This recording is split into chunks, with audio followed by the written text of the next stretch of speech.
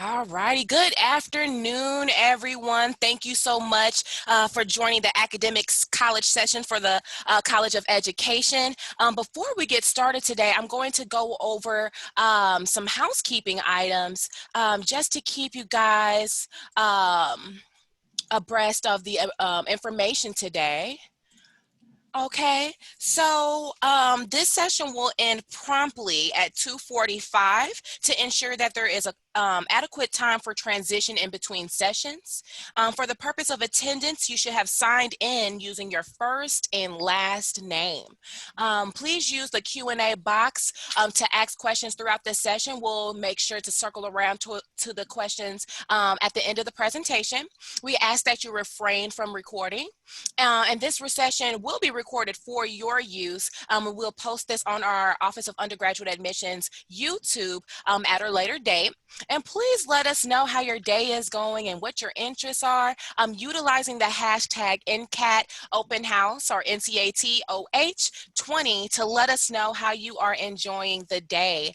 So without further ado, I'm going to pass this to my colleague, Miss Allen. All righty, and welcome. Thank you all for coming and stopping into the College of Education session. We hope to give you some good information, and if you were noted before, to ask any questions that you may have in the chat box, and we'll be sure to try to address them the best that we can. And I'm going to go ahead and get started with our presentation. Let me get this pulled up for you.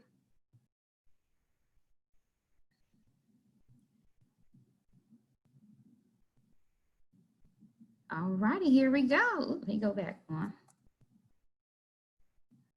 Okay, and here we just have our information. Again, my name is Brittany Allen. I'm in the Office of Student Success, and pretty much what our office is pretty much what it says, to make sure that you are successful during your time here at A&T. So we help with recruitment, we do retention programs, so we'll host a lot of programs for our students throughout the year just to kind of keep them engaged, also to give that opportunity to get to know their peers, outside of the classroom. Also, we help with advising, and we're also like a training pit for us, like professional development. We have resources that we can provide for you. So we're kind of like a one-stop shop office. So whatever it is that you may need in order to be successful during your matriculation at A&T, then our office can definitely help you out. If for some reason we don't have the answers for you, then we would definitely direct you to where you need to be. Here, we are located in Proctor Hall. Our phone number is here. So if we are here on campus periodically. So if you all have any questions at any time, feel free to give us a call, and also check out our website at ncat.edu/CED, and they'll take you to the College of Education website. So the vision and the mission of the College of Education, we are very excited you are interested in education, because we know that is one of the majors that has opportunity to work into a transformative environment. You have the opportunity to change lives by teaching, and we are so grateful that you are even considering us for your major. Our vision is to become a recognized national leader in the advancement of research and practice on equity, access, and advocacy. Our mission is to produce educational and human service leaders who create, use, and share knowledge on equity, access, and advocacy as well. Our undergraduate degree programs include a BS in elementary education. We also have a BS in elementary education with the special education dual licensure. I like to kind of call that the 2-for-1 degree, because you'll get your specialization, of course, in elementary ed, but you'll also have that licensure for special education. So this kind of definitely opens the box for whatever level you want to go in as far as with your educational background. We also have secondary education, so that works more like in your high school area. So if you're interested in like an art education, business, history, English, biology, agriculture, we do have those programs available. So we house elementary education as well as secondary. We also have a master's degree in education as well as a PhD program in our leadership studies. So with education, we do, like I said, we have all 3 levels of degrees that can be attained through our department. So this allows you to step outside of the box. It's not just creating you and getting you ready for the classroom. This will allow you to, if you want to do elementary, if you want to do high school, if you want to be a superintendent, if you want to work just within the school board, then these degrees will help you get to where you want to be. So just some points of pride, and these are the things that we are super, super proud of that are happening currently in the College of Education.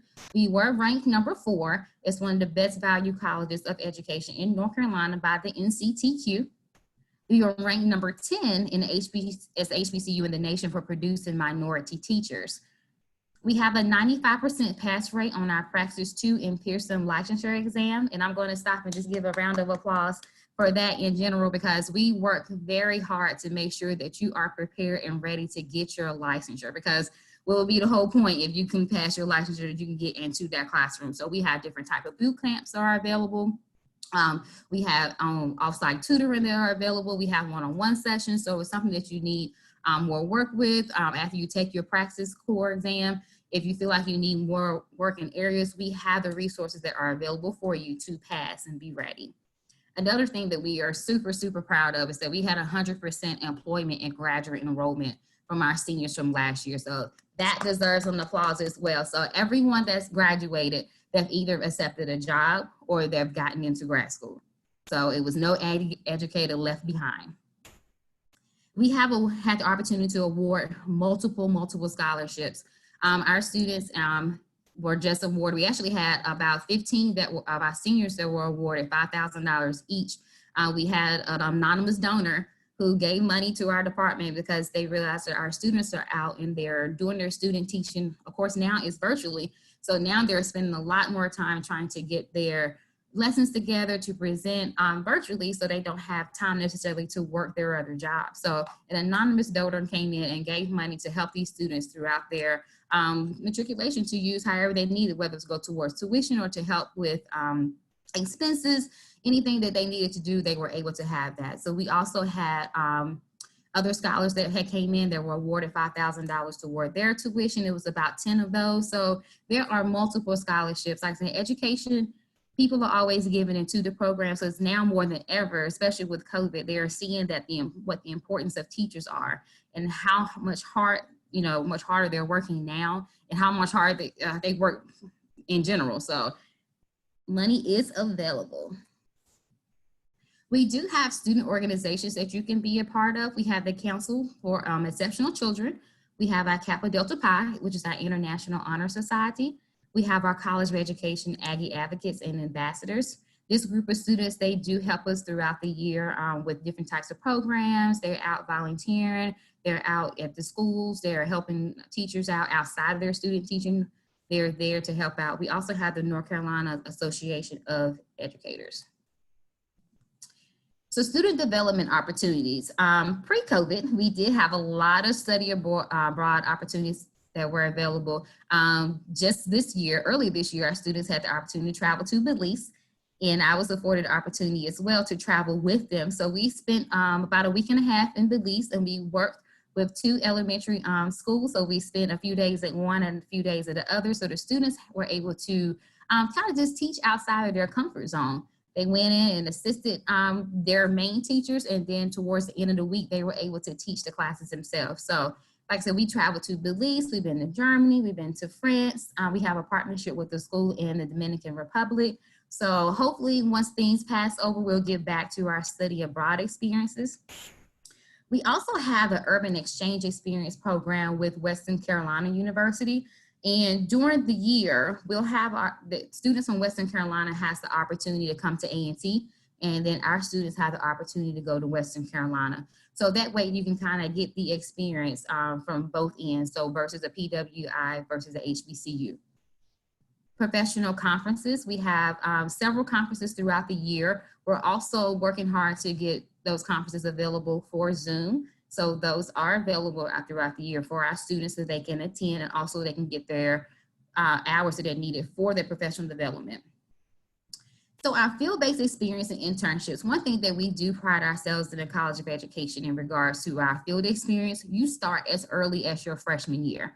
So you do not wait until your senior year to when you actually go into a classroom. We start you early because we want to make sure that you are ready and that you are equipped as you go into the field. So you won't do as much as you would your senior year as far as with your student teaching, but you will have the opportunity to visit schools. You'll be assigned to school to where you can go just a few hours a week, just kind of get your feet wet, just kind of see how the classroom runs. So by the time you get to your senior year, you'll be ready to go on to your student teaching. So we try to work hard to give you as much exposure as possible. And also what we do, we just try to make sure that you feel like you're more than a number. We do have small classroom sizes. So looking at maybe about an 18-to-1 classroom ratio. And with that, it just gives the opportunity for you to have build a relationship with your professors, to build that relationship with your advisors, to build a relationship with each other.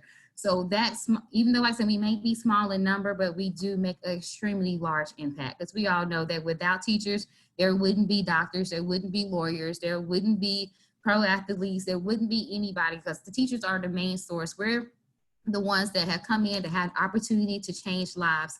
We have the opportunity to lead students in the right direction. So even like I said, we small in numbers, but the impact is so much greater. So we invite you to join the Aggie family. Please see our social media handles. We'll leave this page for a minute. We invite you to follow us so you can see what's going on in the College of Education. You can see how you can be involved in the College of Education. We're working hard to have some Zoom sessions going up. A lot of programs were canceled where we will have the opportunity for you all to come and spend the day with some Aggie educators. So we're working on trying to get that in a virtual sense. So please follow us so you can stay in touch. And also, if you all have any questions, you'll be able to message us. Again, my name is Brittany Allen. So any message, I pretty much run the social media pages. So any questions you may have, you can send us a direct message through our Facebook or our Instagram, and I'll be the one to answer them. So that's for our presentation for the College of Education. So if you all have any questions, please drop them in the chat box and we can see what we have going on. Yes, and they are already rolling in, Miss Allen. Okay. So we have one. I'm taking an early childhood education dual enrollment class right now. Will that class transfer over for an education major? Well, all right, it depends if you are intending to take early childhood or if you're planning to be an elementary education student. So that would depend on whether or not it would transfer over into this major. We do have an early childhood program, which is birth through kindergarten. We work very closely with them, but it is housed within the College of Agriculture. That's where the actual major will be. But again, we work very closely with this program and help with licensure. Okay, so speech studies and speech pathology, communication disorders, is housed under the College of Education, correct? That is the major I am interested in. Can anyone speak on this major a little more? You are semi-correct. They were housed under the College of Education, but as of this school year, the 1920 school year, they have been moved to the Health and Human Performance area. So they just felt because of the type, especially with your speech pathology, it went over to Health and Human Performance. And I believe speech studies went to communication area. So they were just recently transferred out of the College of Education. But I can try to give you just a little bit of information on regards to that. Of course, like with speech pathology, helps with communication disorders. So they're helping people who may have speech impediments, who may have like a stuttering problem, who may have like a cochlear implant. So they're the ones that helping them with that speech therapy sense. Your speech studies is it kind of goes hand in hand like with the communication studies. So it kind of equips the student to with professional development, with human resource training, political stance like review. So that's where your communication comes from with that. So if you want to send me an email, my email is bcwillis@ncat.edu. And then I can connect you with the person who's over the speech pathology program, as well as the speech studies. We still have communication with them. And that way, since you're here in this session, just send me an email and I can get you connected if you want more information on those majors. If I took teaching as a profession, which is a dual enrollment at my school, would the credits transfer considering I took it at Georgia High School? Most likely they should, they should transfer. We'll just have to, of course, we'll have to depend and see what the classes were. And then we would get your transcript and we would talk with our registrar's office and we can see which, it's kind of hard to say if they will, because I don't know exactly what the classes are. Again, if you want to send me an email as well, if you want to send over a transcript, we can definitely review it for you to see what may transfer over. All right, and we just have another student asking for your email again, and I'll Yeah. drop it in the chat below as you speak. Okay. I see. I can, if I type it, can they see it? Yes, just make sure Okay. it says to all panelists and attendees.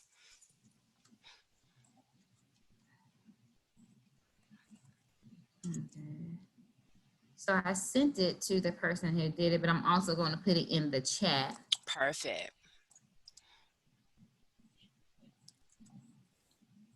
These are great questions, guys. You have any more questions? I know there was a lot really quick, but I wanted to leave time, for questions if you had any questions for us.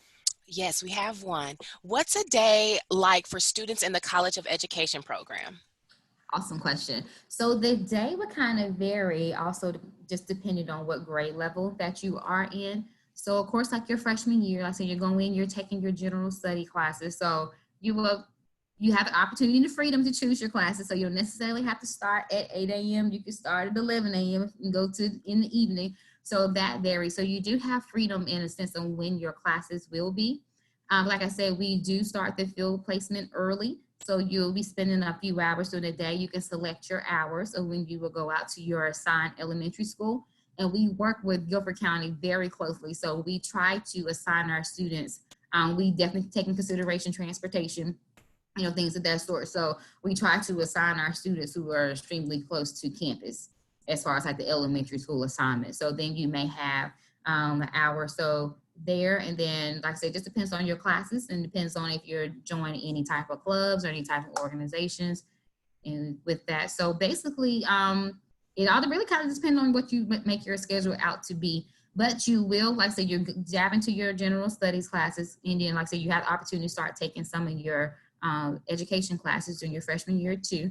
And then as well as like your field placement wherever you are placed at an elementary school. All Great question. right. So it looks like that will conclude our questions for today. Okay. Looks like someone There we just go. popped up. Okay, so once you get your teacher's license, will you be able to teach in other states or only in North Carolina? No, well, you get your teacher's license, of course, here for North Carolina. But if you decide you want to go to another state, then you are able to do that. We do have different types of. We had another one to come into. We do have different type of agreements with other states, and basically, you would just have to take. You won't even have to do your licensure, like the big test again. It's like just going in and just filling out some paperwork to get your license transferred over to that respective state. And I do know that Georgia is one of them because we have a lot of educators that are in the Georgia field. So it is pretty easy to get everything transferred over if you intend to go back. You might like North Carolina enough to stay, but if you don't, then you are definitely able to go in and get that transferred over. Can you take a job as a substitute teacher while taking courses? You absolutely can. Now, let's say with your schedule, it all depends on how you work your schedule out. If you want to sub while you're in school, then of course that would mean that you'll be taking more classes in the evening time because, school is in, pretty much what I guess like 7 to 3:30 or what elementary school times run, but it is possible. So just keep in mind that if you plan to sub a couple of days out of the week, you'll do that probably on your lighter days because you still will have your course load to work on. All right, so that looks like that will conclude our questions for today. Okay, I think we had one to come in. Yeah, I'm going. Okay, yeah, okay, very good. Okay, we appreciate your time. Like I said, if you have any additional questions, if you want to set up a one-on-one session, we can do that for you as well. We can include a couple of students so you can get some just kind of feedback on what they feel how the program works for them. We can definitely set that up for you. So like I say, you see the email address in the chat box and don't be afraid to use it and afraid to reach out to us. Yes, and thank you so much, you guys, for attending this academic session covering education.